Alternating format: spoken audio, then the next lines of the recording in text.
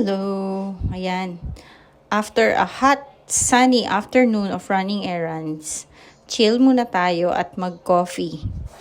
Ang in-order ko ay hazelnut coffee at ang kay Papa ay Americano. Usually black coffee lang talaga siya. Tapos, hindi ako mahilig sa cold coffee. Usually hot talaga ang in-order ko. But this time, dahil nga napakainit sa labas, cold coffee muna tayo.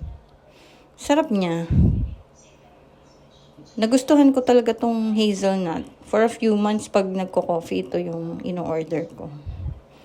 Tapos, ang in-order naming bread ay spinach croissant. Mahilig ako sa tinapay at gusto ko yung mga malalambot na tinapay.